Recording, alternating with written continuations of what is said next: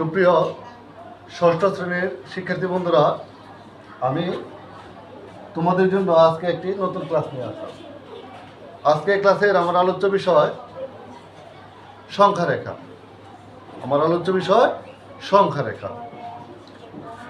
এই সংখ্যা রেখার বিষয়টা তোমাদের 3.1 অধ্যায়ে অন্তর্ভুক্ত।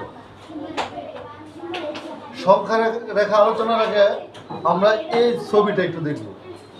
দেখো, প্রথমে আছে সমতল মেঝে, অর্থাৎ আমরা যে ফ্লোরে দাঁড়ায় আছি এমন ফ্লোর, তার উপরে আছে বাড়ির ছাদ, আর নিচে আছে আমরা মেঝের নিচে যদি কোনো গুদাম ঘর থাকে সেটা। এটাকে উঠার জন্য আমরা সিঁড়ির চিহ্নটা দেখানো আছে। আমরা জানি আমরা যে অবস্থায় আছি এই অবস্থা থেকে যদি আর একটু বড় হই, আর একটু বেশি সম্পদশালী হই, তাহলে এখানে আমাদের সম্পদ বাড়ে, অথবা আমাদের সম্মান বাড়ে, অথবা আমাদের উন্নতি হয়। কোনো জিনিস যদি এরকমভাবে বৃদ্ধি পায় তাহলে এখানে আমরা সাধারণত যোগ চিহ্ন বা ধনাত্মক হিসেবে সেটাকে ধরে নিই। আর আমাদের যা আছে এখান থেকে যদি আমরা আস্তে আস্তে আমাদের সম্পদগুলি কমতে থাকে, হারাতে থাকে বা নষ্ট হতে থাকে, তখন আমাদের উন্নতি বা ক্ষতি বা লস হিসেবে ধরে নিই। আর এই উন্নতি বা ক্ষতিকে আমরা সাধারণত মাইনাস চিহ্ন দিয়ে প্রকাশ করি। আমরা যেখানে দাঁড়িয়ে আছি, যদি সমতল মেঝেতে দাঁড়িয়ে থাকি, তাহলে এখান থেকে আমরা যদি উপরের দিকে উঠতে থাকি আস্তে আস্তে, সেখানে হবে প্লাস চিহ্ন। আর যদি নিচে নামতে থাকি আস্তে আস্তে, তখন হবে মাইনাস চিহ্ন। আমি ধরলাম একটা লোক এইখানে দাঁড়ায় আছে, এখানে হচ্ছে শূন্য, এই জায়গাটা সমতলটা হচ্ছে শূন্য। যদি বা আবার তার স্থির বিন্দু ধরে নেই, এইখান থেকে সে যদি একটা সিঁড়ি উপরে ওঠে, তাহলে উপরে ওঠা মানে কি +1।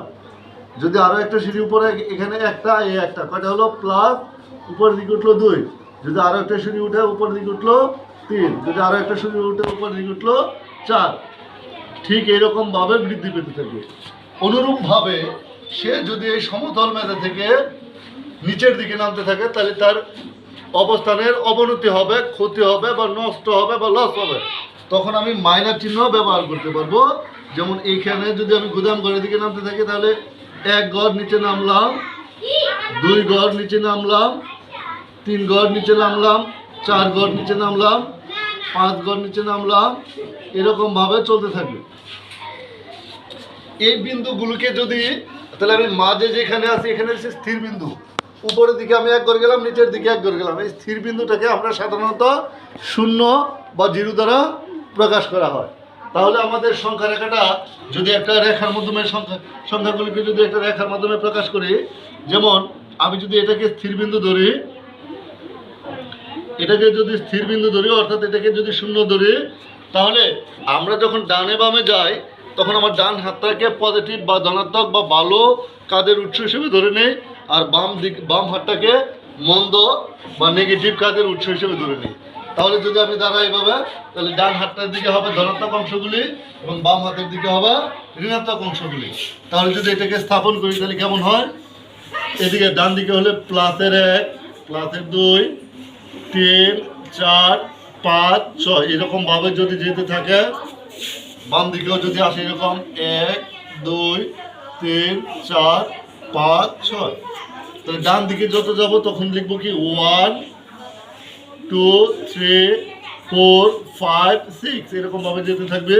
বাম দিকে আসলে অবশ্যই চিহ্ন সহ লিখতে হবে -1, -2, -3, -4, -5, -6।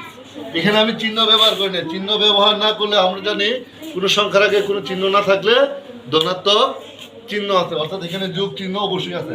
আর এই যে ধনাত্মক এবং ঋণাত্মক অংশটাকে পৃথক করছে মাঝে একটা বাফার জোন। এই বাফার জোনটাকে 0 দ্বারা প্রকাশ করা হলো। আমি আশা করব এই সংখ্যা রেখা সম্পর্কে তোমাদের একটা সম্যক ধারণা হবে। ধন্যবাদ তোমাদের সবাইকে।